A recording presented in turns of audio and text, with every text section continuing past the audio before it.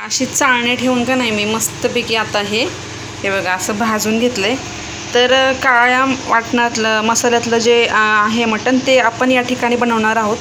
त्याच्यामुळे बघा आता ह्याला आता बारीक मस्त चिरून घ्यायचं खोबरं आणि कांदा तसा ठेवला तरी चालतो, पण तरी चिरून घ्यायचं त्याला मस्त। लसूण सोलून घेते आणि आलं टाकायचं, लसूण टाकायचं, थोडेसे खडे मसाले टाकायचे, मस्त वाटण तयार करून घेते मी बोलू नंतर। तर बघा आपल्याला का नाही आता हे वाटण तयार करून घ्यायचं आहे। हे खोबरं बघा मी बारीक चिरून घेतलं, कांदा पण असा बारीक चिरून घेतलेला आहे, तर आणि आल्याचा 1 इंच असा तुकडा घेतलेला आहे मस्त।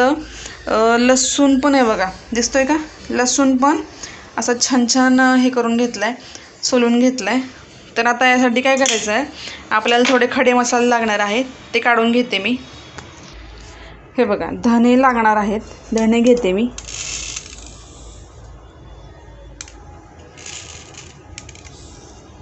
धने थोडे जास्त असले ना तर भाजीला ना खूप छान चव येते।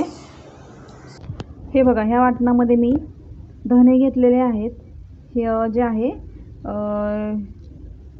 ह्याला काय म्हणतात, काळी मिरी घेतले आणि हे आहे तेजपत्ता आणि थोडं हे घेतले, तीळ घेतलेत। तुम्ही मला सांगा की ह्याला काय म्हणतात तुम्ही तुमच्या ह्याच्यामध्ये, कारण मला तर आता काय आठवत नाही आहे त्याला काय म्हणतात ते। दालचिनी, हां त्याला दालचिनी म्हणतात। तुम्हाला पण आठवलं असेल, तर तुम्हाला तर काय आता आठवलंच असेल। तर असा मसाला आता तयार करून घेतला। आता याला मग काय करायचं, हा जो मसाला आहे ना खडा मसाला, याला छान असं तेलामध्ये फ्राय करून घ्यायचं, मग त्याला ना छान रंग येतो।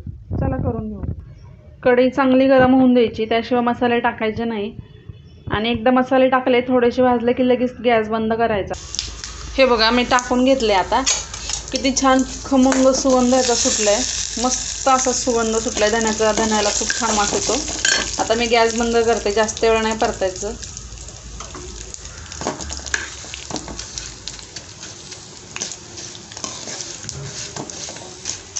झालं, आता हे काढून घेऊ आपण। बघा हे असं मी काढून घेतलंय मस्त। आता याला मस्त म्हणजे ना असं अजिबात मोठं ठेवायचं नाही, छान असं मऊसूत बारीक वाटण ह्याचं करून घ्यायचं। हे बघा हे असं आपलं छान वाटण तयार झालेलं आहे, काळं वाटण ज्याला आपण म्हणतो ना ते। आणि काय मसाल्यामुळे ह्याला छान रंग येतो। कोथिंबीर मी टाकलेली नाही, कोथिंबीरने हिरवट हिरवट रंग येतो भाजीला, त्याच्यामुळे वरनं थोडीशी टाकली तर टाकायची, नाही तर कोथिंबीर नाही टाकली तरी चालते, कारण आपण धने ह्याच्यामध्ये टाकलेले आहेत। चला अशा प्रकारे हे मी काळं वाटण तयार केलेलं आहे।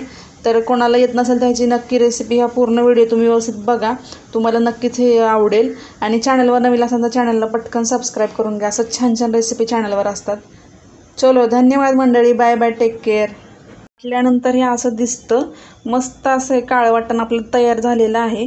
आणि का नाही मंडळी, ह्याच्यामध्ये ना मसाले वगैरे टाकून भाजीला मस्त रंग येतो। तर ह्याच्यात कोथिंबीर नाही टाकलेली मी, कोथिंबीरमुळे हिरवा हिरवा रंग येतो भाजीला। तर हे असं छान छान वाटण तयार झालेलं आहे। काळ्या वाटणाची ही रेसिपी आपल्या चॅनलवर आपण शेअर केलेली आहे। असं छान छान रेसिपीसाठी चॅनलला तुम्ही नक्की सबस्क्राईब करा, लाईक करा, कमेंट करा आणि शेअर करा। पुढं पण खूप छान छान रेसिपी येणार आहेत, इतरही चॅनलवर रेसिपी आहेत त्या पण बघा, चॅनलला सपोर्ट करा। चलो बाय मंडळी, धन्यवाद।